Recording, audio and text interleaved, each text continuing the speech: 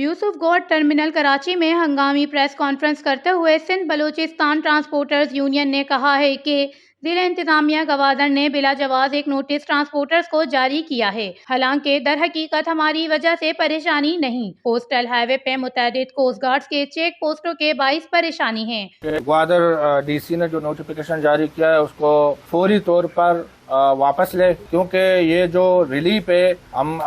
یہ عوام کا ریلیف ہے، جو ڈی سی نے ہمارے کو پہلے ڈی سی او نے دیا ہے، یہ جو عوام کا ریلیف ہے، اور ہمارے کو جو بھی ریلیف ملا ہے ہم نے یہ ریلیف کو عوام کے اوپر ٹرانسفر کیا ہے۔ انشاءاللہ تعالیٰ یہ ایک پاسنجر بھی نہیں بولے گا کہ ہم ٹرانسپورٹروں نے اس کے اوپر ظلم کیا ہے۔ تو اگر یہ نوٹیفیکیشن نہیں واپس لیا جاتا ہے تو ہم غیر معینہ مدت کے لیے ہڑتال کا فیصلہ کیا ہوا ہے کہ غیر معینہ مدت کے لیے ٹرانسپورٹ سارے بند ہوں گے۔ اور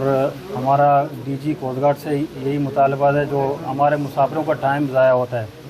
تقریباً ہر 4 چیک پوسٹ ہیں، ہر چیک پوسٹ میں تقریباً 1 سے 2 گھنٹہ وہاں لگتے ہیں، کہ وہ جو چیکنگ پوائنٹ ہیں، جو ٹریک ہیں، وہ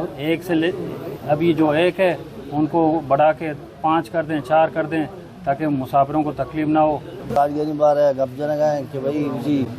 ڈی جی کوسٹ گارڈ ہے، مہربانی کر میں چیک پوسٹاں کم کر کہ چیک پوسٹاں کی وجہ میں گاڑی کو دارہ کو بنتے ہیں،